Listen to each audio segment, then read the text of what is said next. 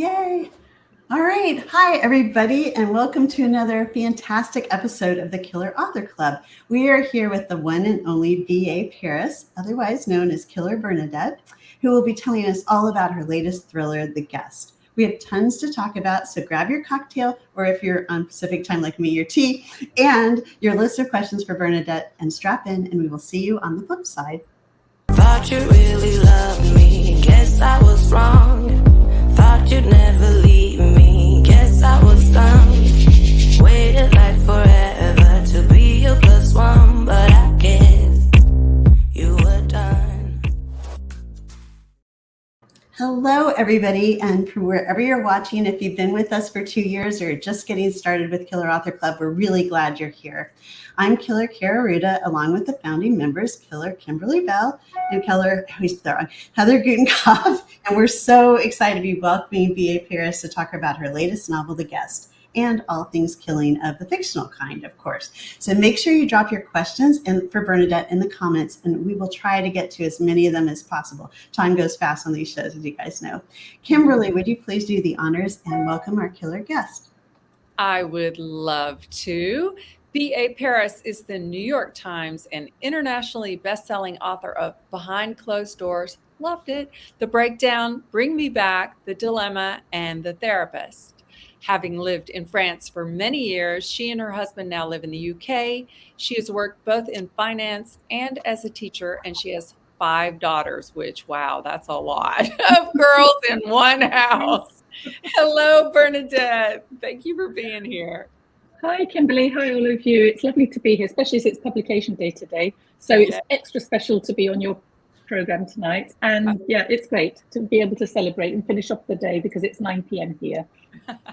Well, I love it. We're so honored you're here, especially on your pub day. And we are going to talk a lot about the book in great detail in a minute. But for now, can you just give us like the quick elevator pitch for The Guest? Yes, it's about a guest who overstays her welcome with disastrous consequences. So that is my elevator pitch. I can go on much longer, of course. But... Loved it. And we have so many questions, and we're going to get to the questions in the comments as well. A reminder to everybody to drop them in the comments, and we will be scouring the list to ask Bernadette. But first, Heather. Yes, the Killers, we love our cocktails and mocktails and tasty drinks. So every episode, we ask our killer guest to come equipped and bring their favorite recipe for a cocktail. So Bernadette chose the slow champagne. Can you tell us a little bit about this drink and why it is so fitting for this book? Well, in this book, there's a lot. I think it opens with champagne. They're drinking champagne at the beginning of the book. And in fact, I realized that in every single one of my books so far, champagne is mentioned. There's always somebody drinking champagne at one point in the book. And I think that's because, you know, having spent so much time in France, champagne is something that people drink quite frequently there. If you go to somebody's house, there's always an occasion to open up a bottle of champagne. And it's not really just for special occasions either. So, you know, of course, I had to choose champagne for my killer cocktail. And my husband always makes sloe gin at Christmas. He goes and gathers the sloe berries and then he makes sloe gin. So for me, it's a really nice cocktail because I do like champagne on its own, but it's always nice when it's got a little flavour in it. So I'm just going to pour mine now because it's 9 p.m. for me and I think I'm allowed to celebrate publication day. Yes. You deserve it. Yes. I hope there's somebody that is actually drinking out there with me. No, there are people. No, there are Anyway, people out there. Yes. Don't worry. They're great. It's our tradition. It's just a little early over here. Yeah. Cheers. Congratulations. Cheers. oh, that's so good. That's so good. Yeah, that sounds really good. All right, you guys, as you know, the Killers and I started the Killer Author Club 2 years ago so that readers like you can interact with some of the best suspense and thriller authors in the business. Our winter-spring lineup includes superstars like V.A. Paris, the Lisas, Lisa Gardner and Lisa Scodalone, Chris Bohalian, is that saying that right? I don't think I did. Okay, Miri Kabika, and so many more. Dates, times, past episodes, and much more can all be found on killerauthorclub.com. But tonight we're here to talk about The Guest, Bernadette's darkly twisting thriller that came out today. So it's a February 2024 Library Reads Pick, Hall of Fame, one of Apple's best books of February, one of Women's World's most anticipated books of 2024. Apple Books says, a tightly woven, character-driven, the guest shows how secrets can build into toxic time bombs. And Chris Whitaker of the New York Times bestselling author of We Begin at the End says it's a mesmeric, tense, and twisting nightmare, suffocating, controlling, and hugely entertaining. So Bernadette, congratulations on all your success, and we know everybody's going to love The Guest. So we have one beginning question for you, and that is, when do you kill? So, if we're talking about on the page, I tend to kill quite near the beginning of the book because I think that that's what people expect. But I was thinking about all my books, and I'm not sure that, I mean, definitely in The Guest there's a death, quite near the beginning. But I think that, by a third of it, there's always at least one kill. So, and I think that's really important because it's a thriller after all. So you need to, and then, thing is, it's after trying to find out who the murderer is. So it's important that you get that kill, however many there are, quite at the beginning of the book. But I think, if it's not on the page, I mean, I kill. When do I kill? I kill quite a lot when I'm out walking because I get inspiration from the countryside around me. So I'll be walking with my husband and I'll look over a bridge and I'll go, oh, that's a good place for a body. This would be a good place to kill because you can push somebody down there. And in fact, at the beginning of The Guest, it's set in a quarry. My character Gabriel finds a young boy who's, a young man, I suppose. He's 18 years old, who's badly injured at the bottom of a quarry. And that's because when I walk around the house here, there is a quarry. And I've always thought, oh, I wonder, what secrets it holds. And I wonder if anybody has ever died there. So, I'm always killing in my head. So I kill quite a lot in my head, in my sleep. I kill quite a lot in my head. So you're pretty much killing. That sounds terrible, doesn't it? I think you're killing all the time from what you're saying. You're killing while you're walking, sleeping, sitting. Maybe you're killing right now and we don't even know, but you could be. No, not now because I'm too busy concentrating. But, you do have to find out places when you can kill, when it would be possible for somebody to be killed. So, it's a really good question because I thought, well, when do I actually kill on the page? And it was, I was thinking, do I always kill at the very beginning or not? And it's so interesting. But it's not always at the beginning, but it's usually within the first third. Yeah. I love that answer. It's great. Okay, so in The Guest, we meet Iris and Gabriel, who have just arrived home from a much-needed holiday, only to discover that their friend, is it pronounced Lori, or is that right? In French, it says Law, yeah. Okay, is in their house, and more, she's kind of moved in. So how did you come up with this setup? The quarry killing, and then you've got this woman who's living in their house. Yeah. I'm not really sure. I think we've all had guests who have overstayed their welcome. And I was having a conversation with some friends last year in France, and so I was with two friends, and one of them was staying with the other one, and we were just talking, and I was saying that there's this saying, and I think it was Benjamin Franklin, I'm not sure, who said that after 3 days, fish and guests smell. Yeah. And I always think that 3 days is exactly the right time. 3 nights, that's probably 5 days, and I think that's great. And after that, goodbye. And one of my French friends took real exception to this, and she said, well, that's not a very nice thing to say. And she was staying with my other friend. She'd already been there about 7 days. So, and the other friend was saying, yeah, I think 3 days is about enough. So it actually got me thinking, if somebody just came into your house and a friend, and you wanted to help them because, they were struggling, but what if they didn't go? And how can you tell them to leave when they don't really seem to have anywhere else to go? Although Laura could have gone to her mother's, she could have gone to some of her French friends, but she just didn't want to. And I just thought it was a great, to have this kind of character who was annoying or not. I mean, she seems annoying at first, but, is she really that annoying? I don't know. At what point was somebody, say, that's enough. You're wearing my clothes, you're rearranging my cupboards, please leave. Sleeping in their bed, yeah. Like she was pretty much all in. Yeah. But I also felt sorry for her, right? Because she moved in because she found out that her husband had this love child with someone else, and so I was kind of sad for her, but also like, okay, now it's time for you to go. Yes, I think she was just a little bit naive, not realizing how much I think she thought she was helping some of the time by rearranging the cupboards. So, I don't really think that Laura, she wasn't a nasty person. She was just completely, a bit naive about the effect that she would be having on the other two, especially, I think because they'd always been great friends They stayed in each other's houses. They had keys to each other's houses. So really, it's true. How far would you go for a friend? Maybe you would let a friend move in for 6 months or whatever. I don't know. I'm not sure whether I would. Depends which friend. Yeah. Such a great setup, great premise. And we just, things can go in so many, many different directions, and just a lot of fun. And so, Laura's walked out on her husband, and she takes over the household. People are getting a little bit irritated, but slowly some secrets are starting to unfold, including Gabriel, who is suffering from really PTSD from a discovery that he made some time before. And do you want to tell us a little bit about Gabriel and his character and what he's going through? Because on top of everything that Laura's going through, Gabriel's really struggling himself. Yeah, he's really struggling for 2 reasons. The first is that he's a doctor, and he couldn't save Charlie. Charlie was badly injured when Gabriel found him, and so there's the guilt of not having been able to save him because Charlie does die, and I'm not giving too much away there. And the other thing is the message that Charlie entrusted him with.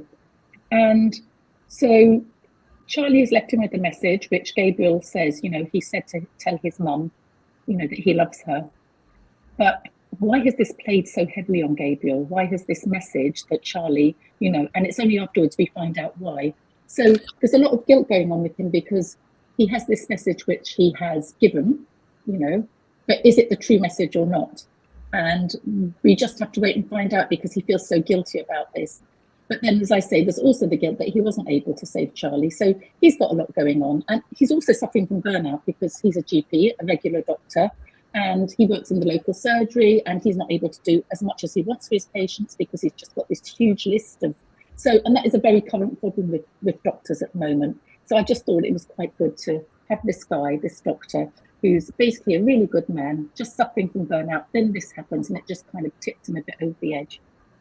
Yes, and I loved how you had him really discover a new hobby with the garden, and it was such a throwback to The Secret Garden, which is a book I loved so much as a youngster and still do. But that was really, when I saw that, I was like, my eyes lit up. That was a fun insert into the story. And I think a lot of people do find refuge in gardening as well. I think, it might be something that we come to later on in life, but I do think that, you can find refuge in gardening. It's very healthy, very calming to be out there in the garden and just to be digging or weeding. I mean, I'm not a great gardener, but I actually find weeding quite peaceful. I quite like you can just let your mind wander when you're pulling weeds. And so I think, you can find refuge, and it can be a calming effect. And this is what I wanted for Gabriel, for him to find a kind of refuge, to be able to go somewhere to get away from everything that was happening. And it's a great time to kill in your head, right? Yes. Absolutely. It gives you peaceful time to kill. A lot of killing. Are you a gardener? Because I know so many authors who are gardeners, and they say the same thing, that they are out there thinking through their books as they're working. I wish I was. My father has, green fingers. He has an amazing garden, and he's going to be 100, and he still works in his garden. Wow. And my sister has inherited his green fingers. I have black fingers. I kill things. I would love to be a gardener, but I do think you have to have the time to nurture your plants. And, if I did that, I wouldn't be able to write. So at the moment, I'm writing. I prefer to spend my time writing than gardening. Yeah, me too. Yeah. I agree. I was going to say, I heard one time a mega fan of yours accidentally bought 13 hardcover copies of The Breakdown. Have you ever heard such a thing? Yeah. I did. I thought she was great. I thought it was fabulous because she just... Yeah, thank you, Kyra, for that, because that's probably why my book did so well, because you bought 13 copies of it. I know. So you guys, this is so funny. We were at a conference, the same conference, and I had just gotten 13 copies delivered from the Breakdown. And then I didn't realize she was going to also be at this conference, and I'm such a huge fan. And so I had to show her the photo of me with my 13 copies of her book. But anyway, you were very gracious. It was so great to meet you in person. If anybody's listening out there, if you'd like to order 13 copies of my books, please do. I shall have tea with you if you do, probably. Maybe. I don't know, not probably, but yeah, you should. It was good. What did you do with them all, Kyra? I don't think I ever asked you. Well, What you did you know, with them? Were you able to I'm a big fan of yours, so I'm not kidding when I say that. So it has a lot of gifting capabilities. Yeah. Hey, have you guys ever heard of B.A. Pierce? Well, I'm kind of a mega fan. So here you go. Yeah. But anyway, I just thought that would be a funny story to tell everyone. So anyway, it was a lot of books. People are saying, that's a lot of books. It was a lot of books. Well, speaking of the breakdown, I hear there's a film of the breakdown, but it's called something else, right? It's called Blackwater Lane. That's right. Is it out yet? It's not out yet. No, it's not out yet, and I don't know when it'll be coming out, but it has been filmed. You know, it's in post-production. It's been filmed. I was lucky enough to go and see it being filmed, which was absolutely great, because the 2 times I went, they were actually filming a scene from the book, because, you know, there are things in the film that aren't in my book, you know. But when I went there, the actors were actually speaking the lines that I wrote, and I was quite surprised, because I thought they would change them somehow, that they might add a few words in or just not quite say them, you know, as I had written them, but they did. And it was absolutely amazing. That really wowed me. So, but, you know, I don't know. It's like all these things. If it comes onto the big screen or even on a streaming channel, it'd be great. But, you know, I know things are really difficult in the film industry, you know. So although I know that it has been sold to certain countries, I don't know whether it will, you know, I'm hoping. I'm keeping fingers crossed, because I'd love to go and see it. Yeah. Was it filmed there? It was filmed in the UK. In the UK, yeah. So I don't know how that works. I'm sure there's all sorts of, you know, they need permissions to send it to different countries. I don't know. Yeah, I mean, I know it has been sold to different countries, but, you know, I just don't know whether it'll ever hit the big screen or even hit the streaming channels.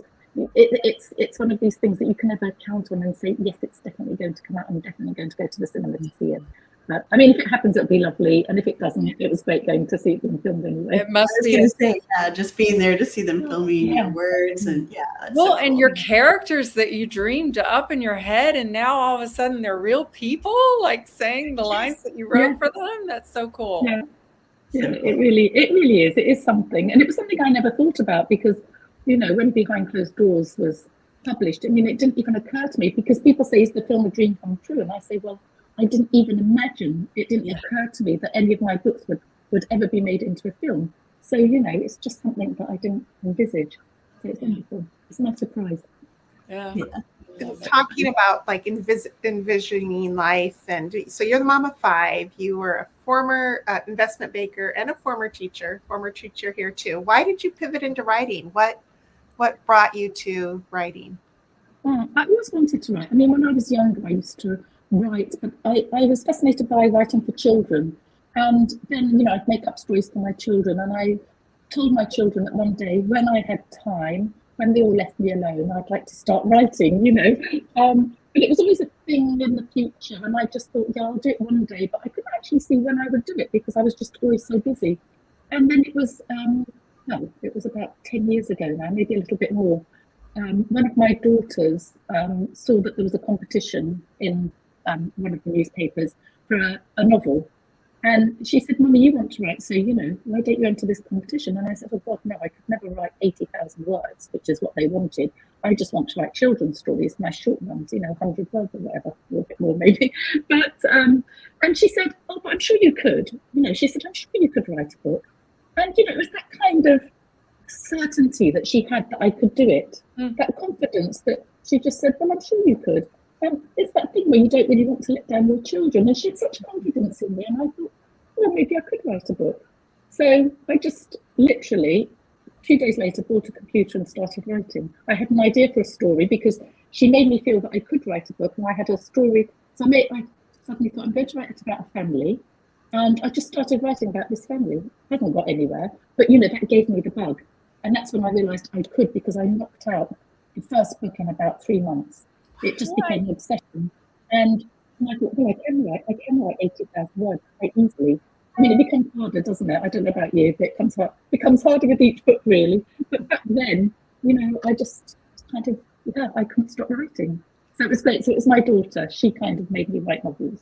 I love that. So was your first book, that first book you wrote, was it a thriller? Was it suspense? No.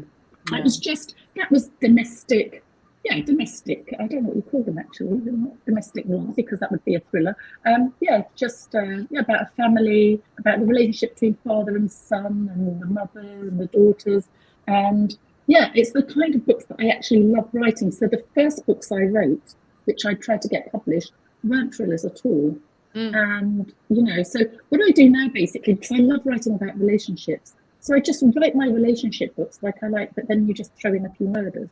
Yeah, I was going to say, throw in a body, a weapon, a couple of red herrings. You're good.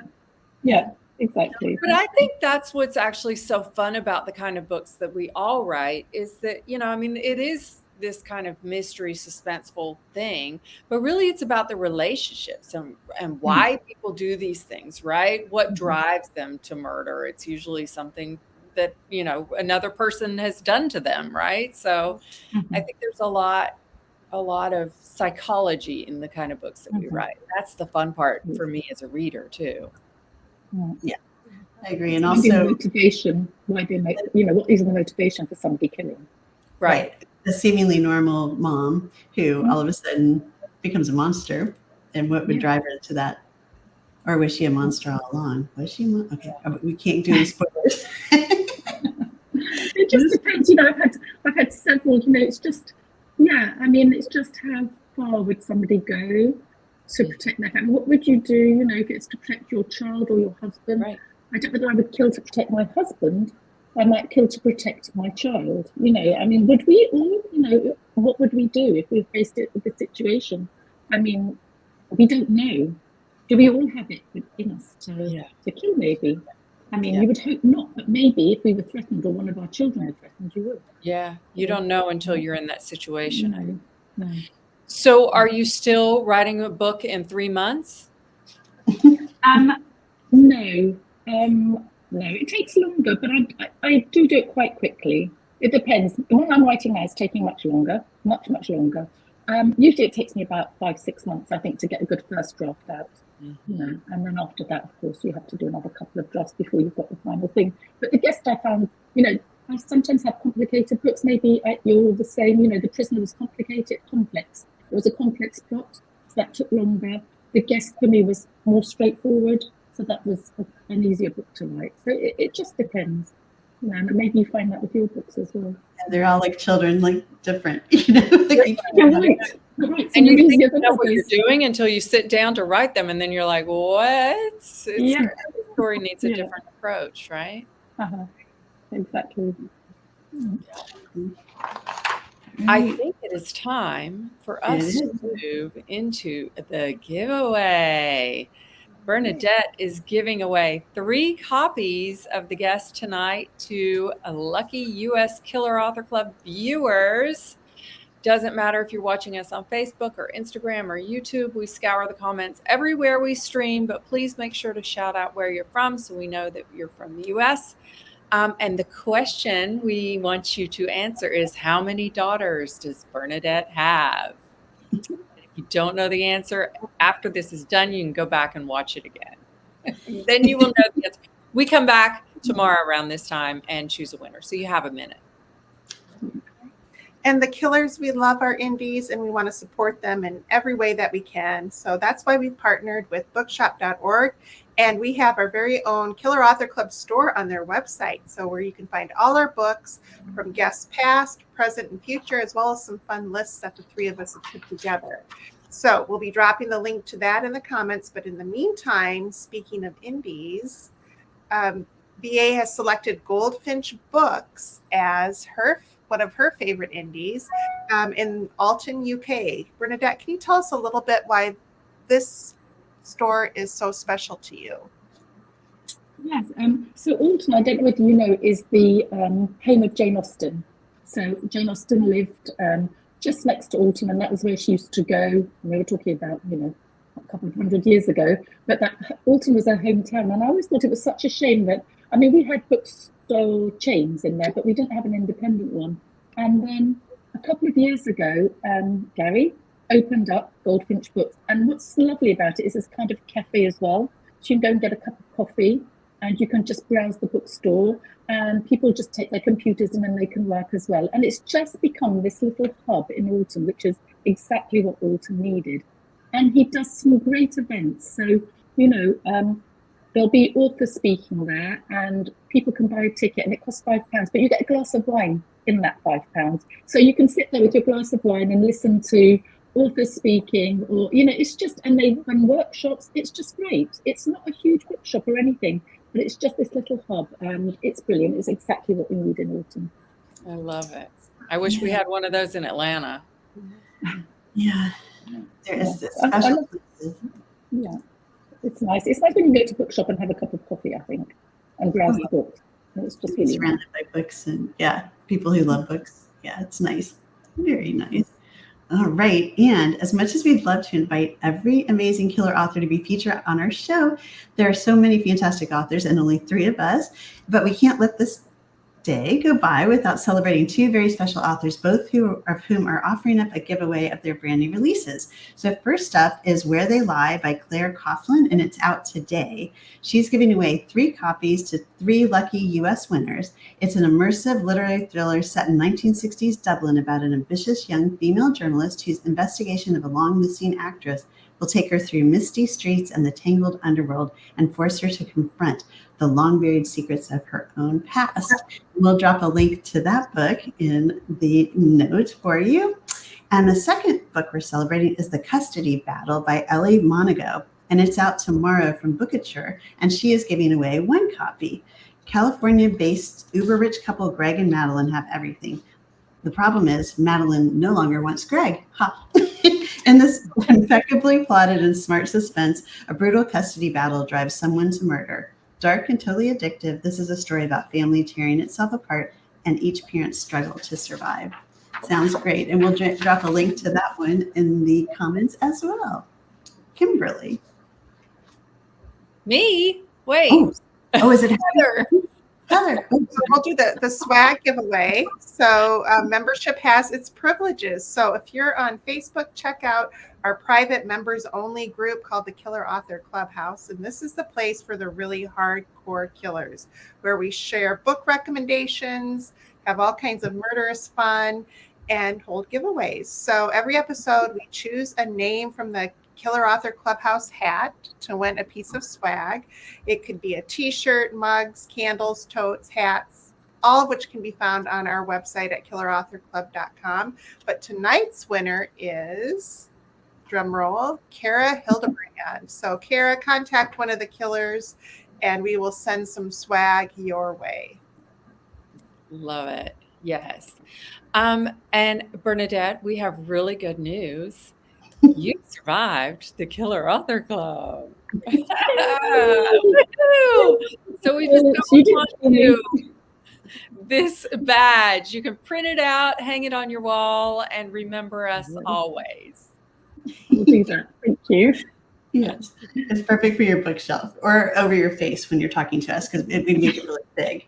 Okay, and am I next? I think. Okay, hopefully. I think I missed up the script. Okay, so you guys, that does it for tonight's episode. Thanks to everybody for tuning in, and a big special thanks to you, Bernadette, for being here. We're so happy you joined us on your pub day, which I know is a big day. So now you can relax, I hope. And one other note, it's Kimberly's birthday today. So happy birthday, Kimberly. Thank you. Hey. Oh, that's lovely. We share a big day, Bernadette. Yeah, we do. I hope you're going to be celebrating later. Yes, for sure. I know, that's fun. Okay, and you guys, we'll see you right back here on March 5th with the fabulous Mary Kubica in our usual time. Join us at 9 p.m. Eastern, 6 p.m. Pacific, and we'll talk about our new book, She's Not Sorry. And of course, we'll give away some copies. In the meantime, please find all of us and follow us. We're all on Facebook, Instagram, Twitter, and TikTok. And for more information, if you need times, the upcoming schedule, and all of that stuff, go to killerauthorclub.com.